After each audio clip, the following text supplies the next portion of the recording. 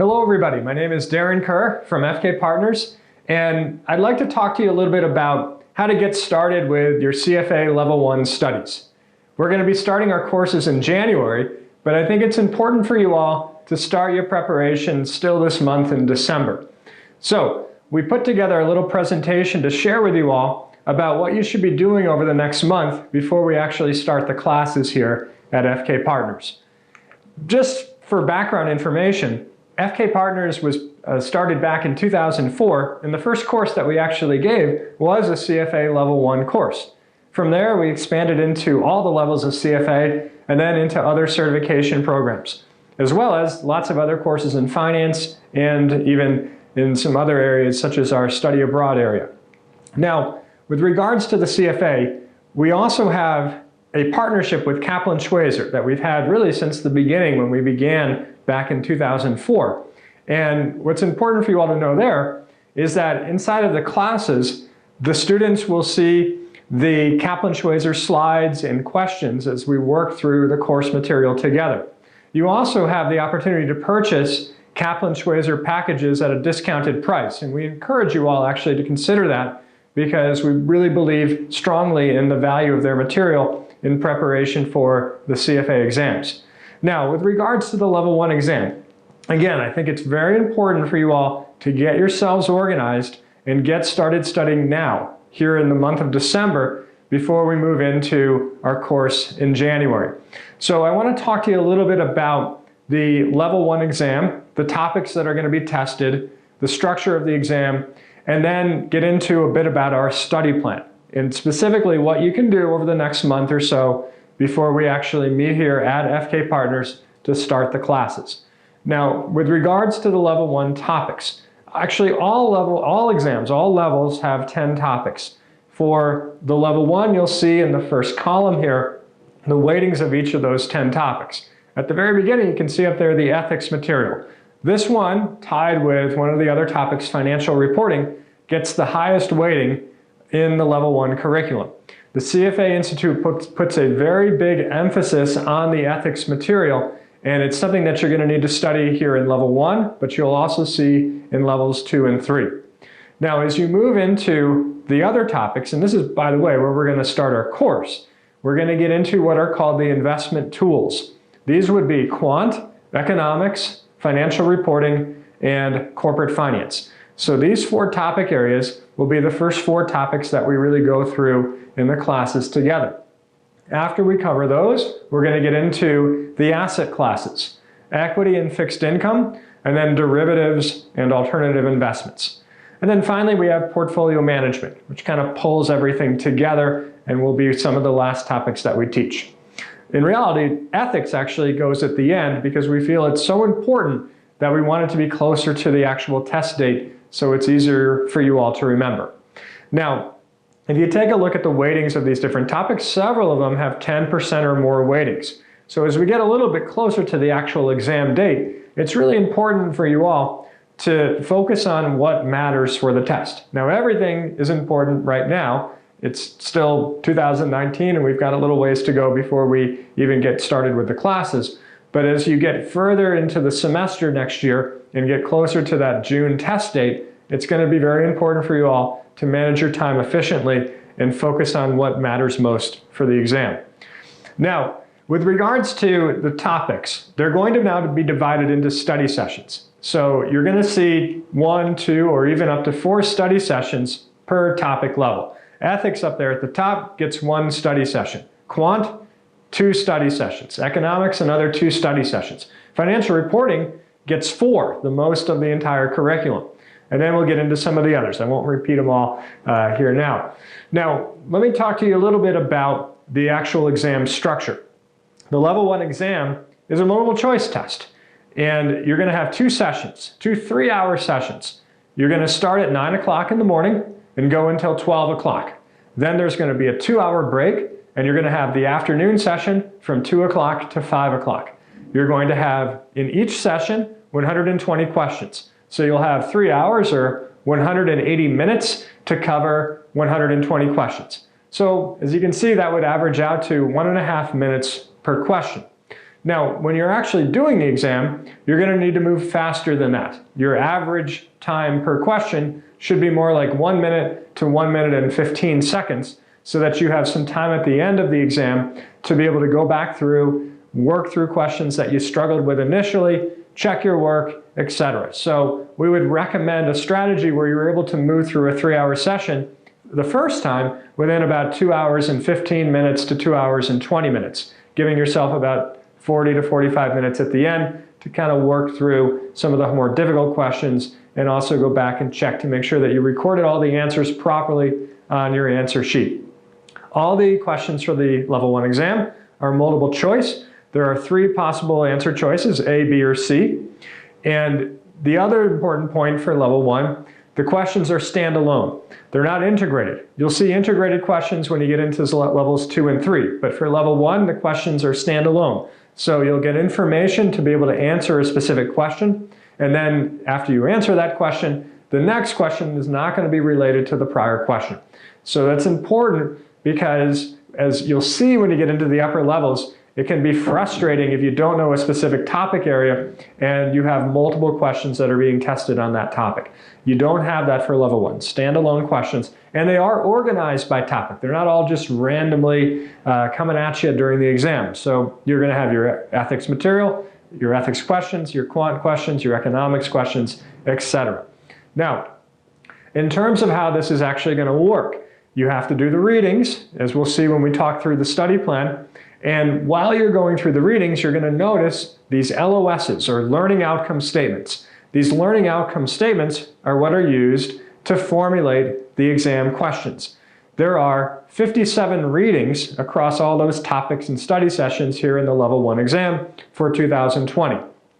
Those 57 readings contain over 500 learning outcome statements.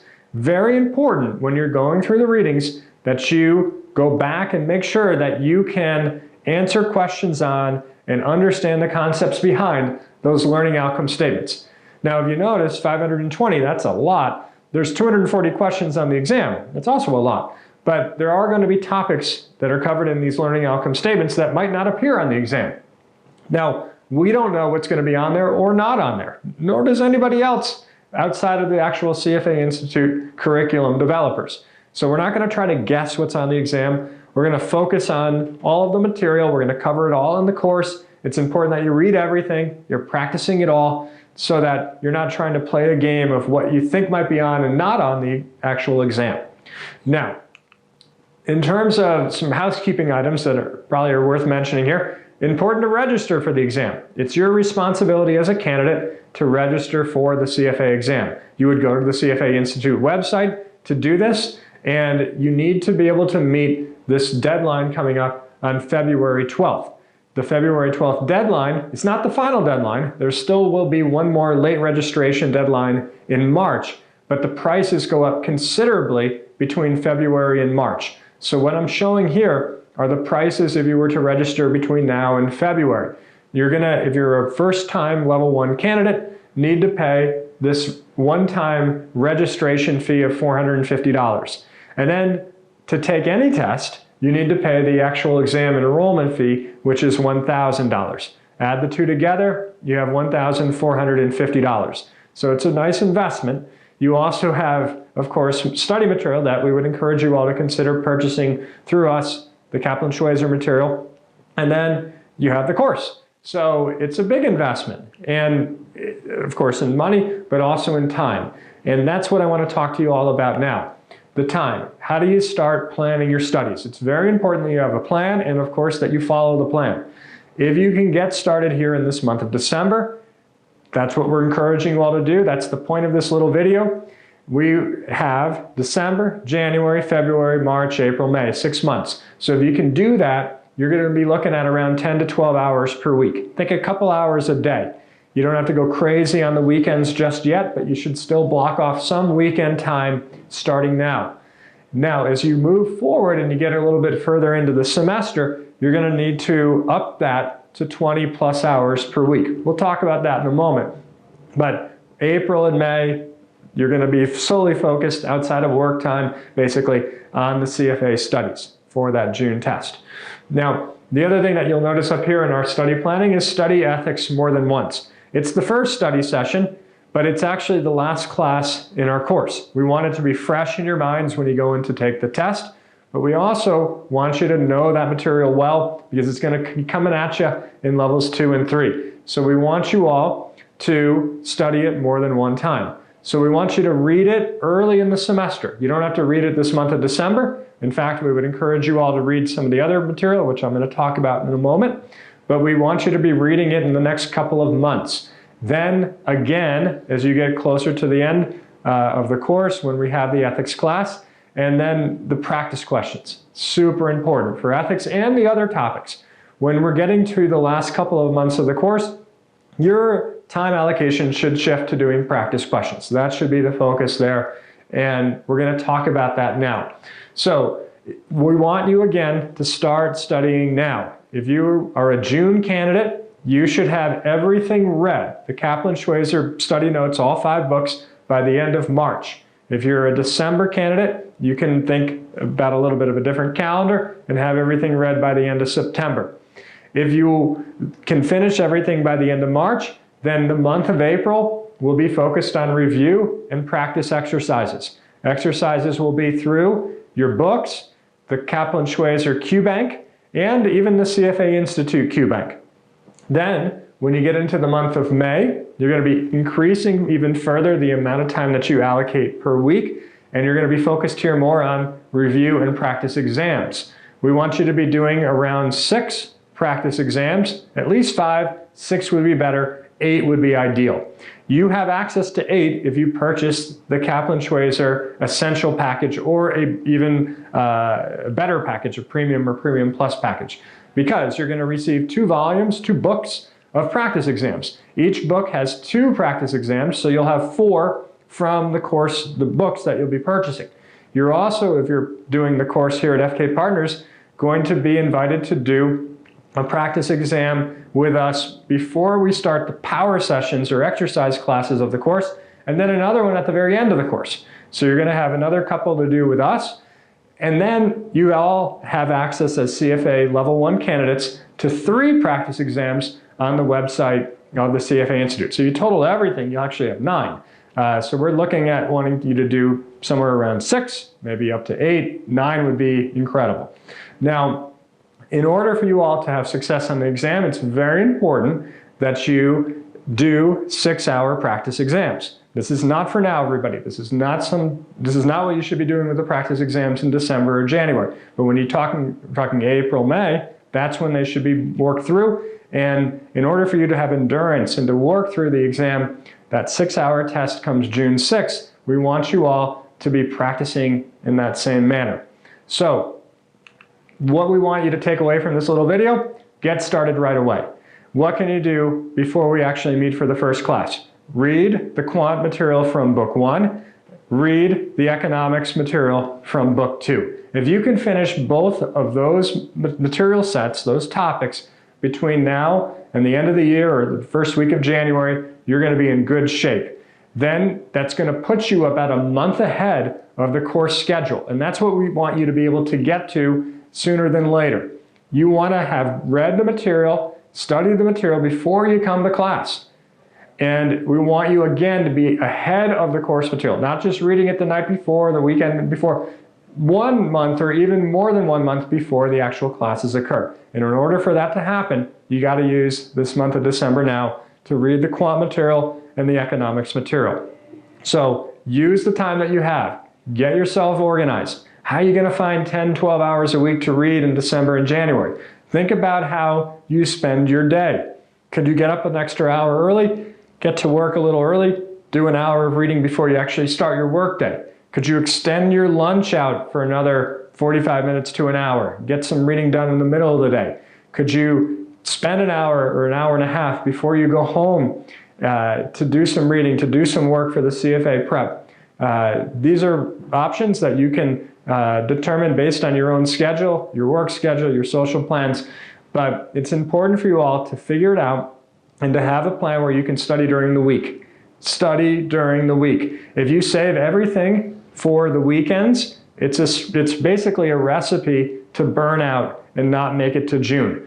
We have students, unfortunately, every semester that have work and other commitments that get into the way, and they're not able to follow that study plan. They try to save everything for the weekends, and they might do it for some period of time, but it's really hard to keep up that pace all the way up until June. So study during the week. Even if it's only an hour per day, you got to study during the week. So if you do that, then you don't have as much to do on the weekends. You can actually have a little bit of a social life here in December, January, February, etc. Now, when you get into, like I said, April and May, then you got to really refocus and up the amount of time, and then Saturdays and Sundays, along with time during the week, should be devoted more for CFA prep.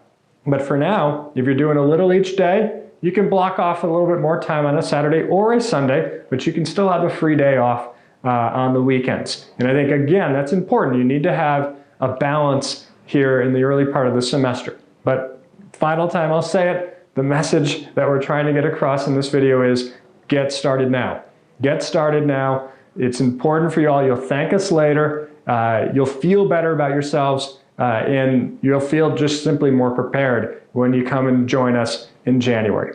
So with that, I'd like to give you a quick overview of the course that's coming up. For some of you all, you're going to be starting on January 8th. Others are going to be starting a little bit later in the month of January, whether it's here at the office in São Paulo or on our broadcast course, the live online course, which starts at the end of January. Well, all the courses, no matter which one you chose, are going to have the same format, the same number of hours, the same number of exercise classes, the same number of mock exams, etc. So what we're looking at here as we think about the course structure, we're going to be walking through those topics, the study sessions over the first about 2/3 or so of the class time together. Then as we move into the final part of the course, we're going to be doing what we call power sessions, which are exercise workshop classes. We have 2 mock exams for the level 1 students. One will come around the time that we're starting the power sessions, and then the final one will be at the end of the course, 2 weeks before the actual exam. We have that partnership with Kaplan Schweizer. All students receive apostillas or binders that have the slide materials that are going to be presented in the classes. They also will have the question sets that are going to be worked on through the exercise classes or the power sessions. They'll get the mock exams. And the other thing important to note, if you haven't purchased a package from the Kaplan Schweizer material through us, it's encouraged that you do. We have discounted pricing for the Kaplan Schweizer material, and even further deeper discounts on the pricing for those materials if you are an actual student here at FK Partners. And finally, we want you to pass. So we have an FK support team here that's going to help you and coach you and guide you, help you try to follow that study plan. We're here to help if you have doubts. We're going to be able to answer those doubts, whether they're more general and related to the study plan, or if they're more specific and they're questions about certain questions or topics that are covered in the course or in your other studies. We can get those in front of our different teachers here, professors on the team. So we want you to use us to help you achieve that goal of passing the level 1 and moving through into the upper levels of the CFA program. So with that, I'm going to wrap it up. Again, final time I'll say, make sure that you're using these months of December and early January in a productive way to get going with the studies here for the CFA Level 1 program. And we look forward to seeing you all next year in January.